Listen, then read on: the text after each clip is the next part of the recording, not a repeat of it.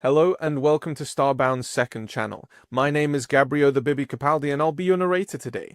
But before we get into today's story, please do check down below that you are subscribed to the channel. It's 100% free and helps us pop up on your feed a bit more often. The caustic smell of Tagar's iron-rich soil permeated the air, despite the filtration systems working overtime.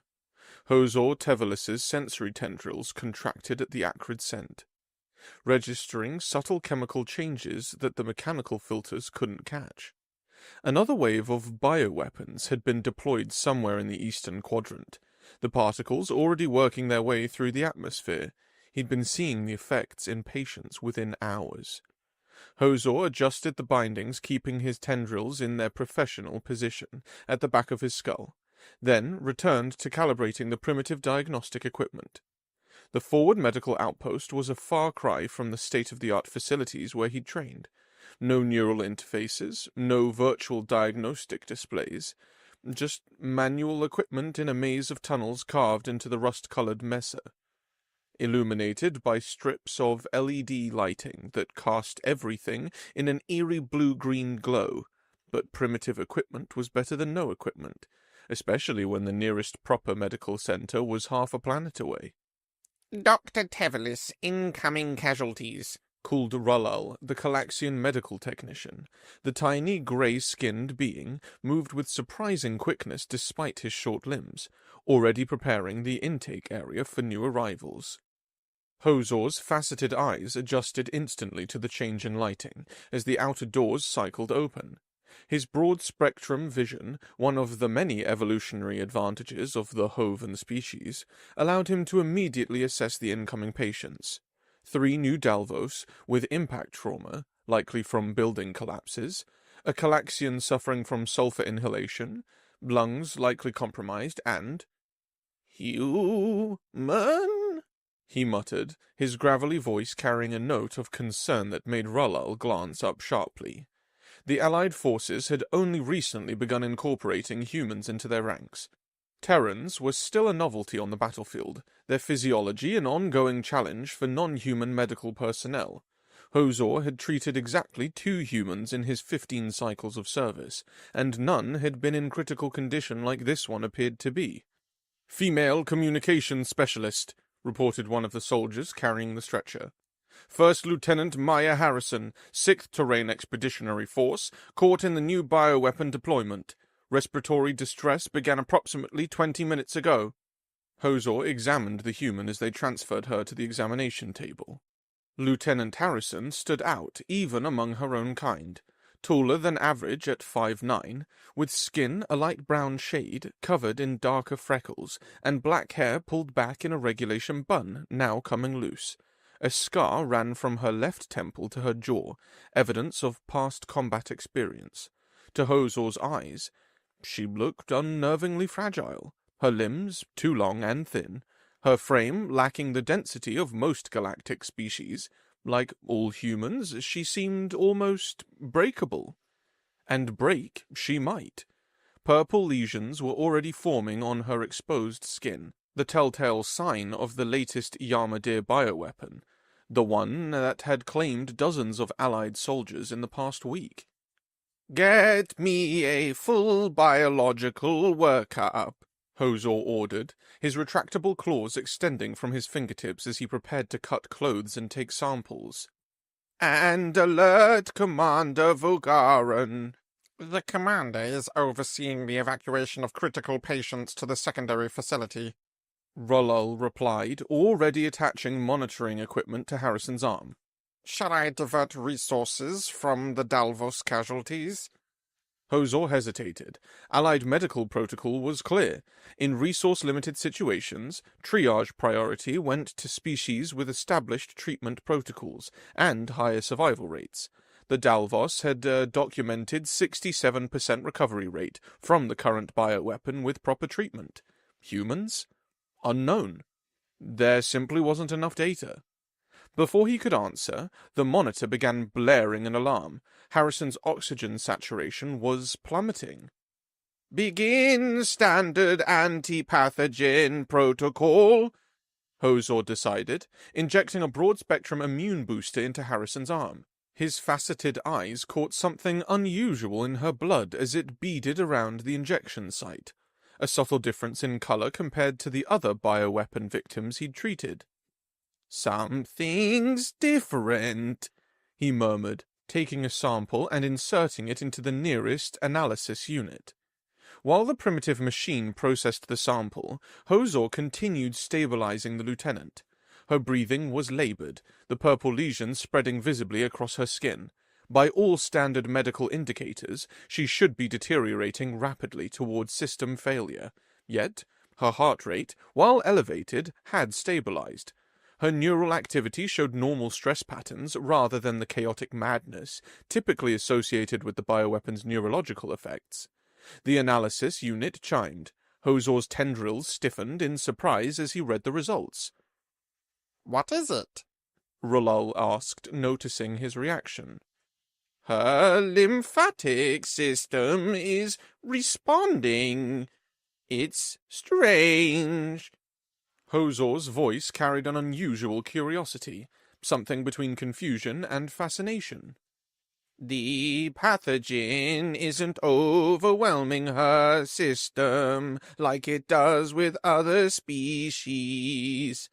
Her immune response is engaged." It went against everything he'd been taught about normal interspecies medicine.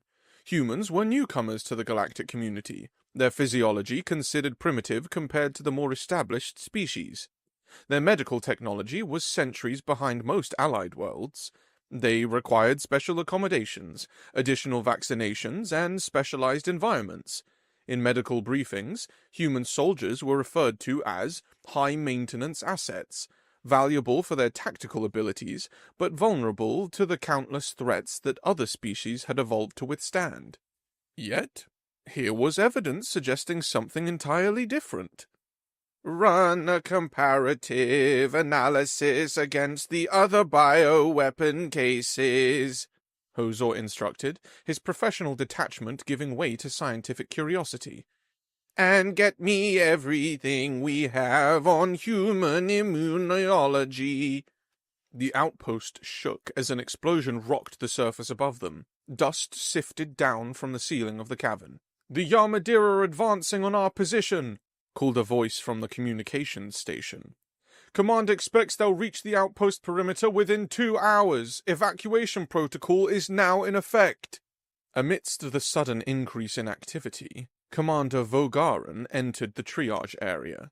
The Dalvos officer's ash-white skin seemed to glow under the blue-green lights, his 6 eyes taking in the scene with military stiffness. At nearly 7 feet tall, his gaunt frame towered over both Hozor and Rulal. "Report," he demanded, his voice as methodical as his movements. 3 Dalvos with impact trauma, 1 Calaxian with sulfur exposure, and a human with bioweapon contamination," Hozor stated, listing Harrison last, knowing Vogaran's views on resource allocation. As expected, the commander's attention fixed immediately on the Dalvos casualties. "Stabilize our people first. The evacuation shuttles will reach the secondary landing zone in 90 minutes. Priority patients must be ready for transport." "Sir," Hozor said, stepping forward slightly, "the human is showing an unusual response to the bioweapon. I believe she will—" "I'm familiar with the standard deterioration pattern, Doctor," Vogaran interrupted, not even glancing at Harrison. "We've lost 17 allied personnel to this pathogen already. Standard protocol applies." Standard protocol meant palliative care only for cases with less than 40% survival probability during emergency evacuations. Resources would be directed to higher probability survivors. "With respect, Commander, this case is different," Hozor persisted. "Lieutenant Harrison's immune system appears to be actively combating the pathogen. If we can understand how—" "We are at war, Dr. Tevelis," Vogaran said coldly, his 6 eyes finally turning to regard Hozor directly. Your scientific drive is noted, but irrelevant in our current tactical situation. The human will be made comfortable and evacuated if the situation permits. Focus your attention on patients you can actually save. But, sir, if we could develop a countermeasure based on... That's an order, Doctor. Vogaran's tone left no room for argument. 86 personnel require evacuation with limited medical transport capacity. This human is not a priority. As Vogaran moved away to inspect the Dalvos casualties, Hozor returned to Harrison's side. Her condition had stabilized, though the purple lesions continued their steady spread. The initial diagnostic had completed, displaying results that contradicted everything Hozor had been taught about human physiology. "What are you doing that others can't?" he murmured, studying the readouts more carefully. A hand weakly grasped his arm. Harrison's eyes had opened, glazed with fever but conscious. "Am I dying, Doc?" she asked, her voice barely above a whisper. Hozor hesitated. Honesty was his typical policy with patients, but the truth was he wasn't certain anymore. By all standard medical protocols, she should be deteriorating faster than she was. "You've been exposed to the Yamadir bioweapon," he explained. "Your body is fighting it." A ghost of a smile crossed her lips. "We're good at that. Fighting things we shouldn't be able to beat." Before Hozor could respond, Harrison's body convulsed, her back arching off the examination table. The monitoring equipment erupted in alarms as her oxygen levels crashed. "Respiratory support," Hozor called to Rollo, who was already moving toward them with emergency equipment. Together, they stabilized Harrison again, but Hozor could see the progression of the pathogen through her system. The purple lesions had spread further, yet still showed defined borders, unusual for this bioweapon, which typically kept expanding. A decision crystallized in Hozor's mind. 15 cycles of military service had taught him to respect the chain of command, but his medical oath predated his commission. Sometimes saving lives required breaking rules. "Rollo," he said quietly, ensuring no one else could hear. "Prepare isolation chamber 3. We're moving the lieutenant there now." The Calaxian's eyes widened. "But Commander Vogaran's orders." "I'll handle the commander. Lieutenant Harrison isn't just another casualty. She could be the key to developing a countermeasure," Hozor said. "I'm not letting her die when her body is showing us something we've never seen before." As they carefully transferred Harrison to a transport gurney, another explosion rocked the outpost. Closer this time, the lights flickered momentarily. "The Yamadir have breached the outer defense line," announced a harried communications officer. "Evacuation timeline has been accelerated. All personnel prepare for immediate withdrawal." Commander Vogaran reappeared, his movements now more hurried, though still controlled. "All critical Dalvos and Calaxian casualties to Transport Bay 1. Remaining patients to Transport Bay 2 as space allows." His 6 eyes narrowed as he noticed Hozor and Rolal moving Harrison. "Dr. Tevelis, did I not make myself clear? Non-priority cases remain here until all critical allied species are evacuated." Hozor straightened to his full height, still a foot shorter than the commander, but unwavering. "With respect, sir, I believe Lieutenant Harrison represents a critical research opportunity that could save countless Allied lives. I'm transferring her to isolation for continued observation." "We're abandoning this position, Doctor. There will be no continued observation." "Then I'll remain with her until the second evacuation wave," Hozor stated firmly. The lieutenant's immune system could be the breakthrough we need against the Yamadir bioweapons. I cannot in good conscience abandon this line of research." Vogaran's expression hardened. "Would you risk your life for a single human, a species that barely belongs in this conflict?" "I would risk my life for anyone if that meant a chance to get a cure for those weapons," Hozor countered. "And right now, understanding what's happening in Lieutenant Harrison's body may be our best chance of doing that." For a moment it seemed Vogaran would physically stop them. Then another explosion shook the outpost, decisive and close enough to dislodge fragments from the ceiling. "On your head be it, Doctor," the commander said coldly. "When this human dies despite your efforts, as they all do, I will personally ensure your medical license is revoked if you survive long enough to face the consequences of your insubordination."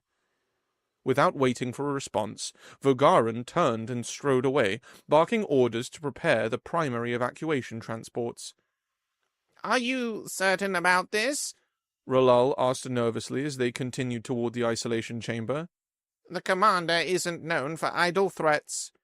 Hozor watched Harrison's face, the purple lesions stark against her brown skin, her breathing labored but fighting.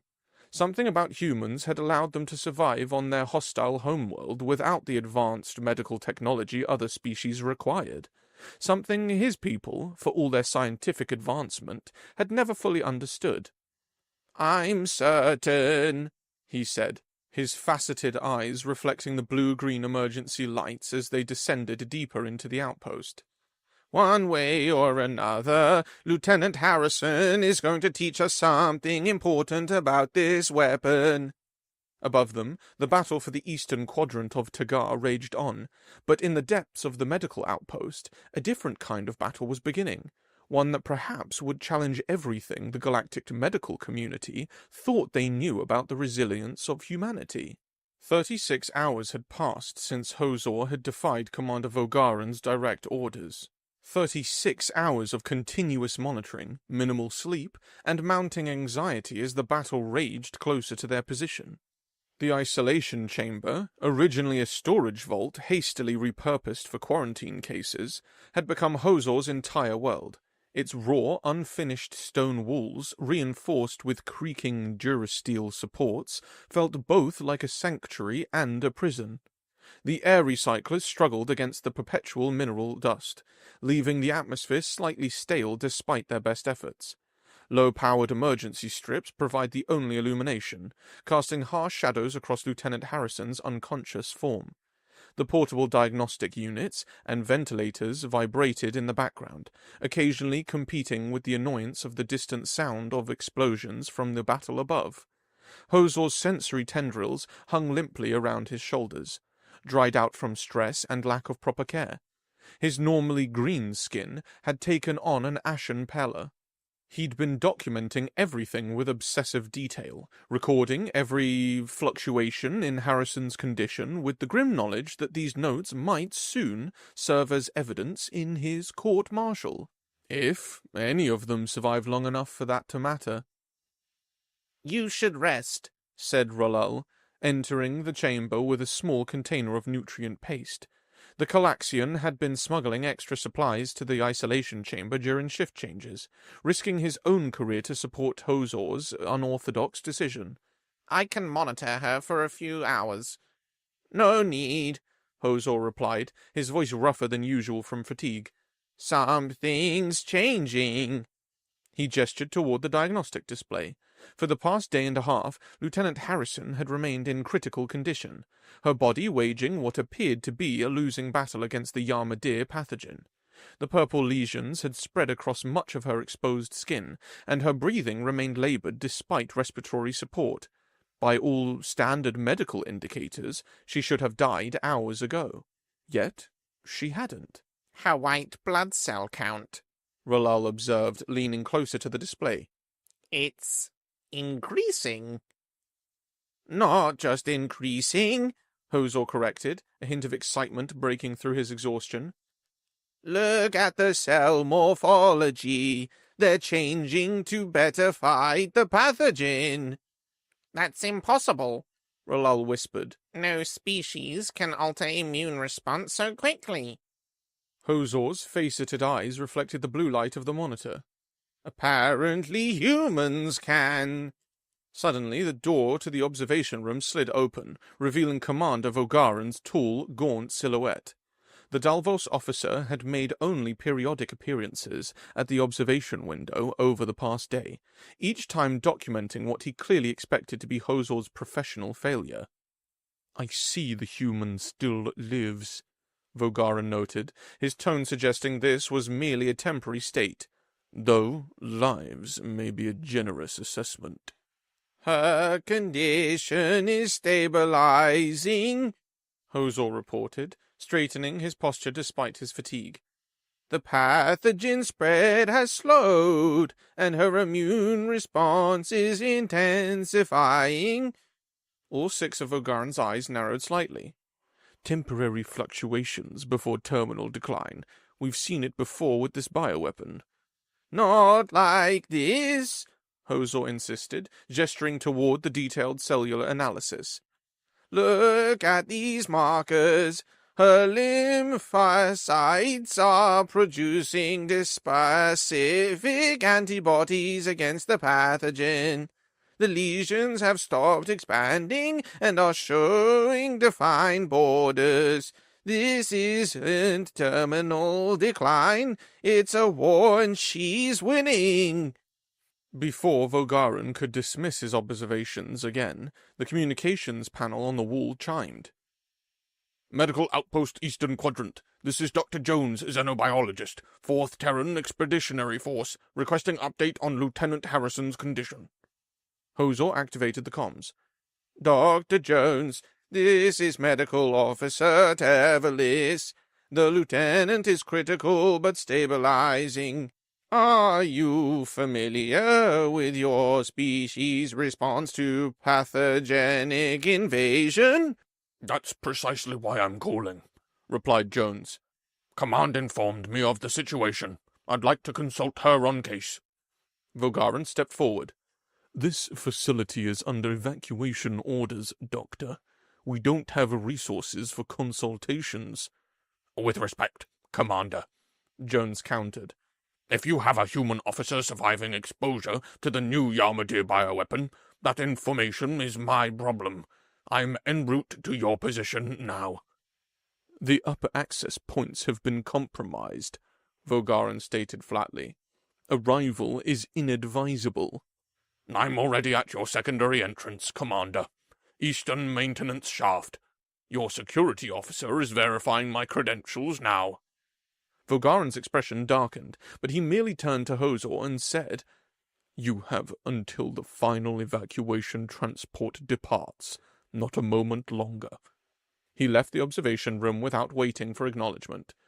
4 hours later, Hozor found himself explaining his treatment approach to Dr. Jones, a compact human with white skin and close-cropped grey hair.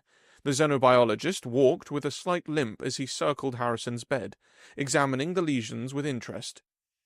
So, you administered only supportive care? Jones asked, reviewing Hozor's detailed notes. No anti-pathogen treatments? Standard protocols would have suppressed her immune response, Hozor explained.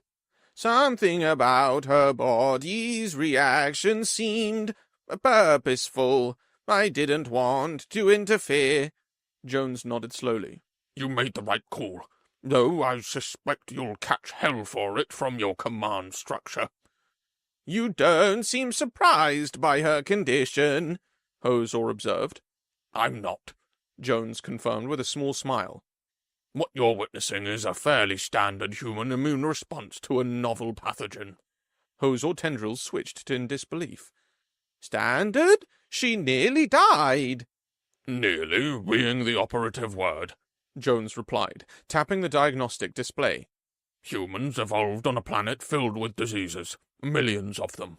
Our immune systems had to become extremely adaptable just for our species to survive. What looks like system failure to your eyes It's actually an aggressive adaptive response.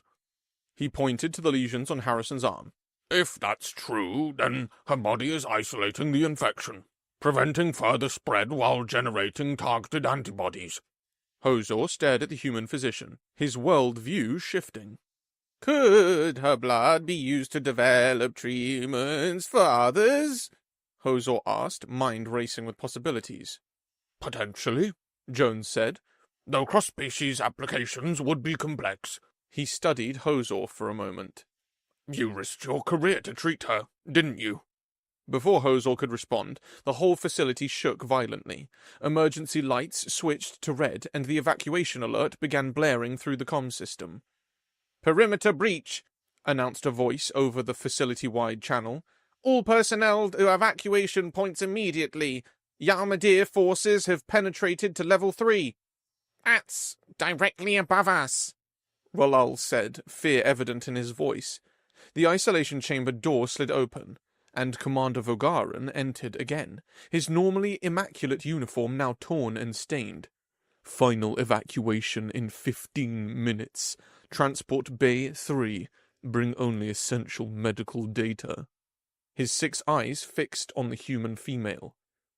I presume the human experiment has concluded.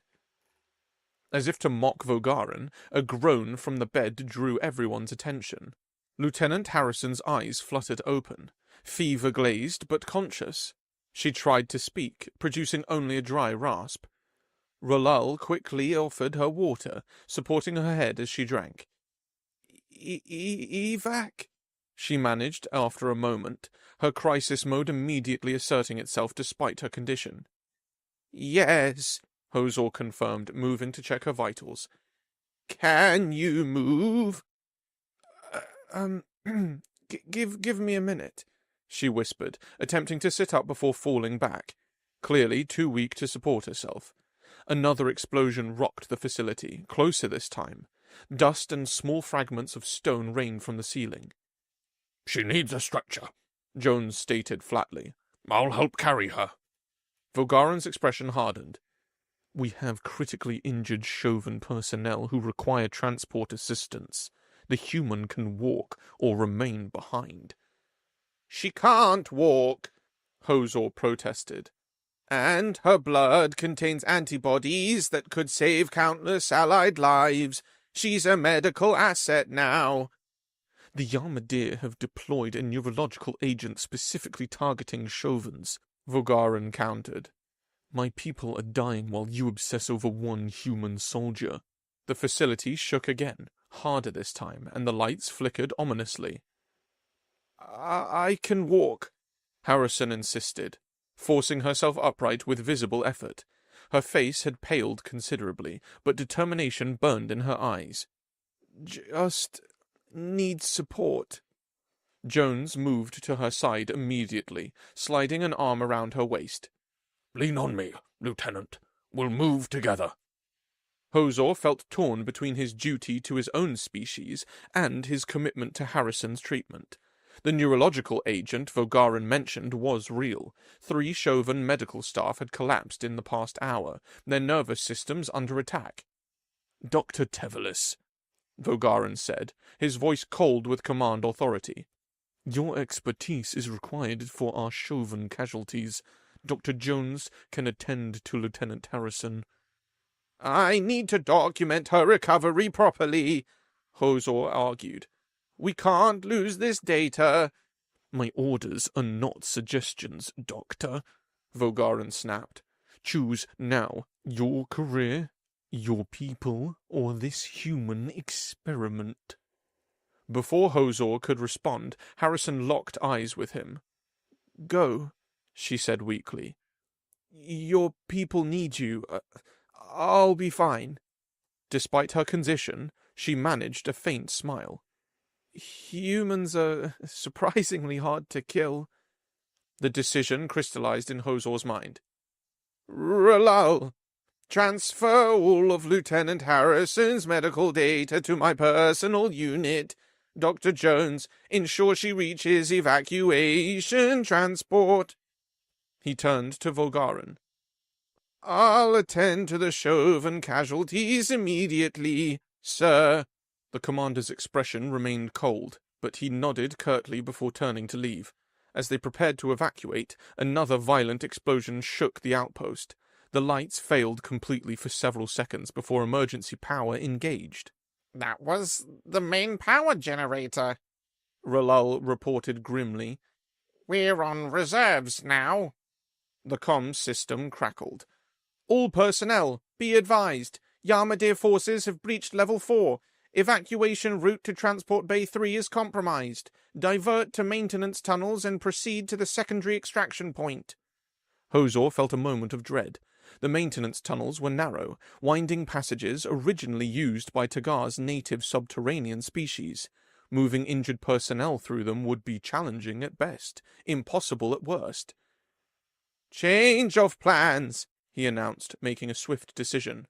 Ralal, help Dr. Jones with Lieutenant Harrison. Take the eastern tunnel branch. It's wider and more direct to the extraction point. What about you? Ralal asked. I'll take the Chauvin casualties through the northern branch. It's longer but should accommodate stretchers. We'll meet at the extraction point. Harrison reached out, grasping Hozor's arm with surprising strength given her condition. Thank you, she said simply, for seeing what others missed. Hozor's faceted eyes met hers. I believe the lesson is that we've underestimated humans all along. Perhaps what your species lacks in technology, you make up for in biology. Don't sell yourself short, Doc, she replied with a weak smile. Takes a good doctor to know when to get out of the way and let nature work. As they parted at the tunnel entrance, Hozor realized his perception had fundamentally shifted.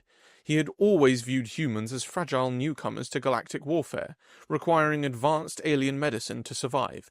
Now, he understood something profound.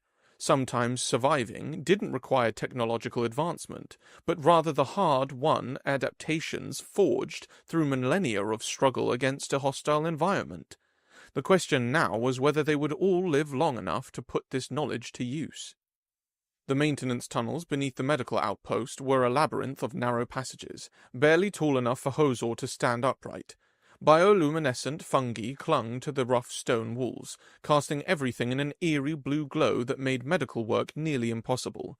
The geometric patterns carved by Tagar's native species covered the tunnel surfaces, silent witnesses to a civilization that had thrived here before the war. Hozor led his group of 7 Chauvin patients, each suffering from neurological bioweapon. Their symptoms were progressing rapidly: tremors, visual distortions, coordination loss. Unlike the human, their recovery would be slow. The Yarmadir had designed this agent not to kill fast, but to debilitate. A crueler fate for a species that prided itself on precise movement and sensory acuity. Rest here, Hozor instructed as they reached a wider chamber that appeared to have once been a communal gathering space.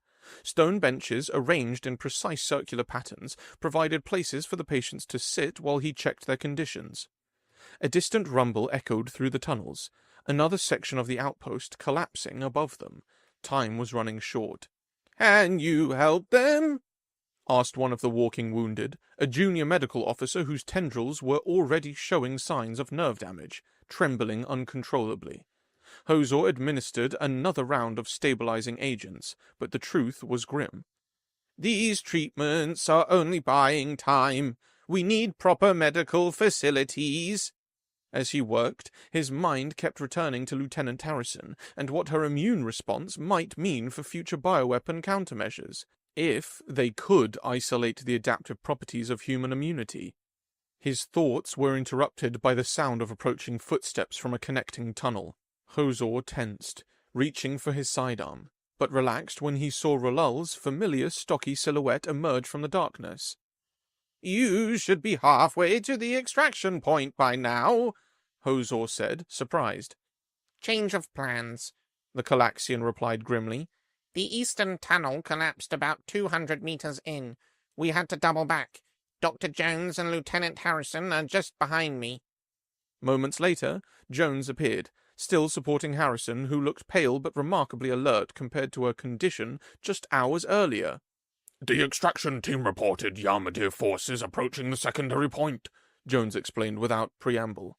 They've delayed departure as long as possible, but we have less than 30 minutes to reach them.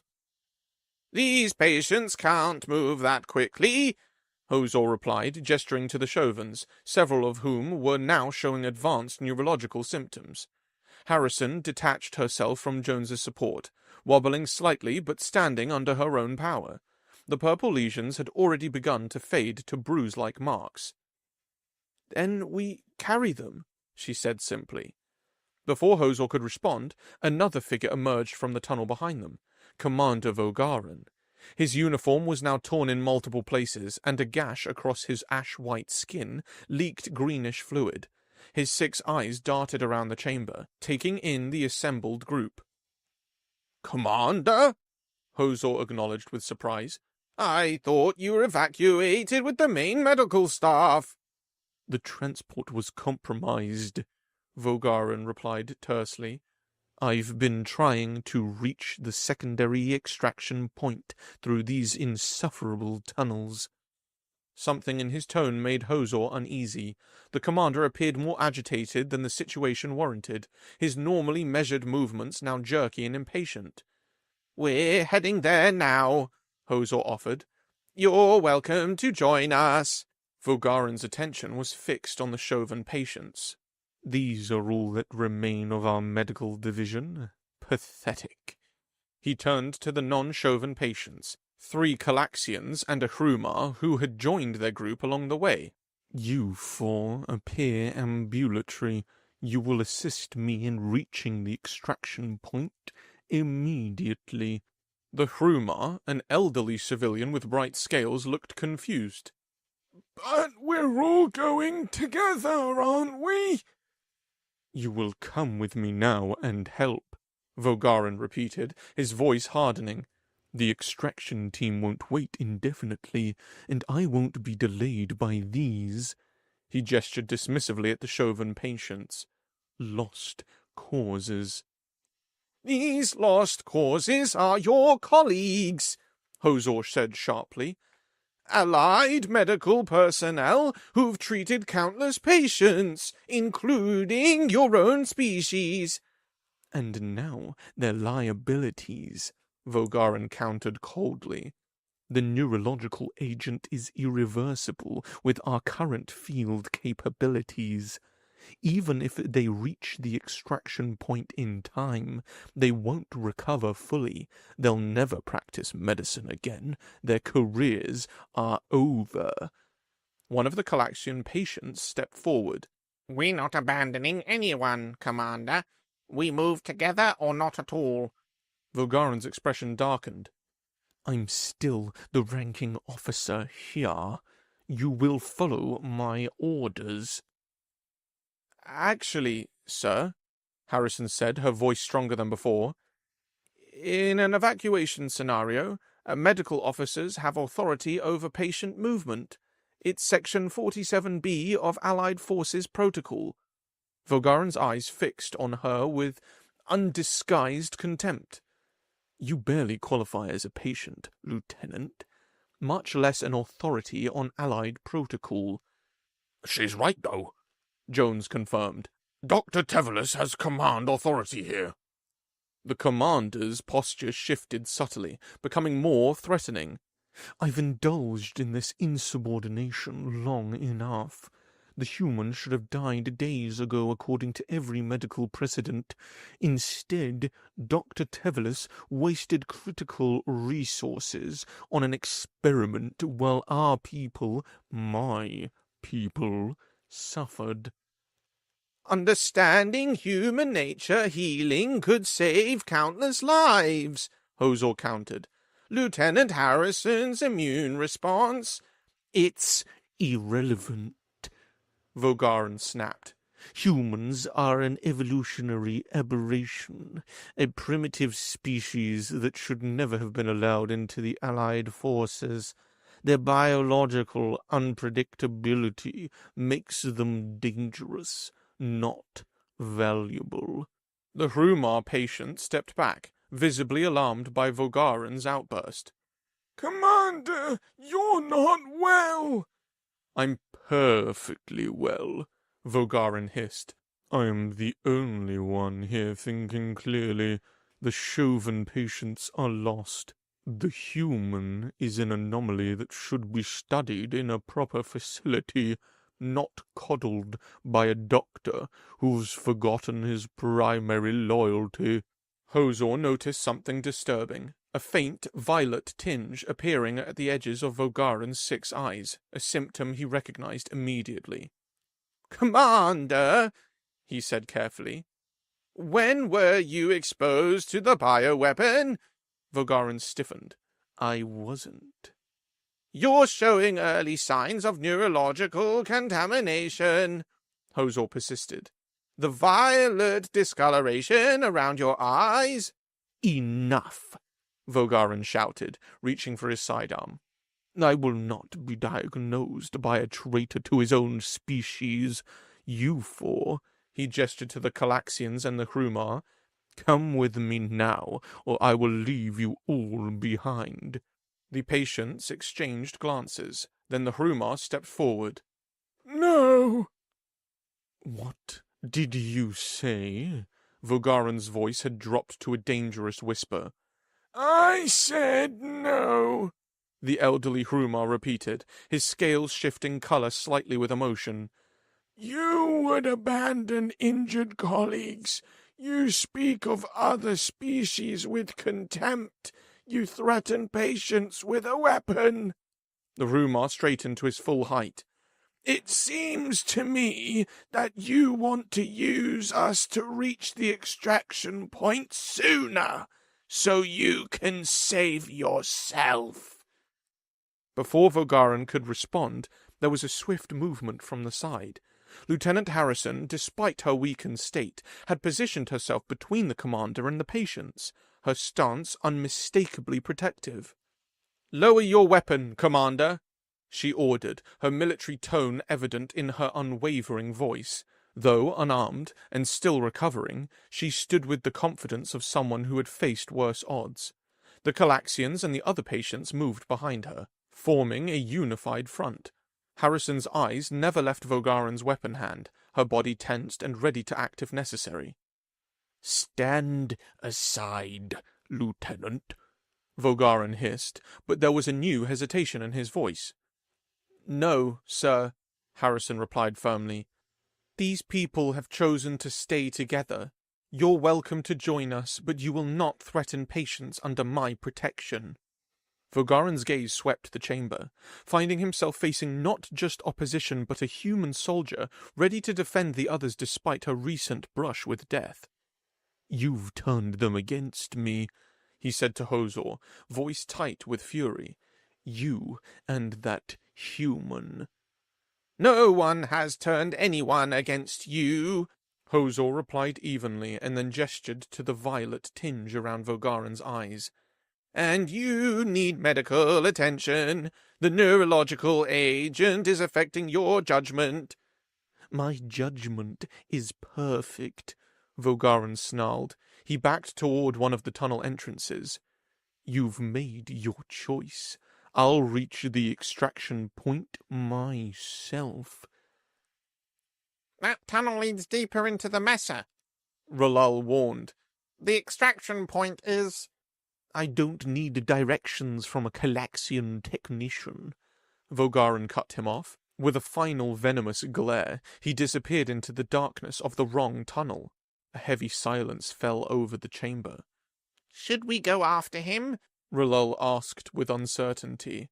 Hozor hesitated, torn between his duty as a doctor and the needs of the patients already in his care. "He's chosen his path. We need to focus on reaching the extraction point with these patients." "He's infected," Harrison observed quietly. "The bioweapon is affecting his mind." "Yes," Hozor confirmed. "He is not a human. His condition will deteriorate rapidly. A tremor ran through the tunnels, another section of the outpost collapsing. We need to move, Jones urged. The extraction team won't wait forever. With renewed urgency, they organized the Chauvin patients for transport, the strongest members of the group constructing makeshift stretchers from materials found in the abandoned chambers. Harrison, despite her own weakened condition, insisted on helping carry one end of a stretcher. As they moved through the tunnels, Hozor found himself walking alongside Harrison. "In all my years of medicine," he said quietly, "I've never seen anything like your recovery." She managed a tired smile. If we've learned anything as a species, it's how to survive things that should kill us. "The Alliance has always viewed humans as medically fragile," Hozor admitted. "Your shorter lifespans, your susceptibility to radiation, your need for specific atmospheric conditions." "Yet here I am," she replied, "walking after exposure to a bioweapon that killed dozens of Allied soldiers." Before Hozor could respond, their forward scout called back. "I see a light ahead. It's the extraction point." Relief washed through the group, giving renewed energy to their final push. As they emerged into an ancient loading bay now open to the surface, Hozor saw the welcome sight of an Allied transport vessel waiting on the platform, its engines already running. "Cutting it close, Doctor," called the pilot. "We've got Yamadir units covering on this position. 5 minutes and we're dust." They quickly loaded the patients into the transport. As Hozor helped secure the last stretcher, he glanced back at the tunnel entrance, feeling a pang of guilt about Vogaran despite everything. "He made his choice," Harrison said softly, reading his thoughts. The transport lifted off just as the first Yamadir scouts appeared on the ridge above them. As they accelerated away from Tagar's surface, Hozor watched the rust-colored landscape recede, knowing that nothing in his medical career would ever be the same. "What happens now?" Harrison asked as a medic checked her vital signs. Hozor's tendrils curled thoughtfully. "Now the real work begins. Your immune response may hold the key to countering the Yamadir bioweapons." As the tunnel entrance turned small in the distance, she replied, "Ironic, isn't it? You've been trying to protect us with your technology when, all along, the solution was in our primitive biology. Sometimes the best teacher is nature itself."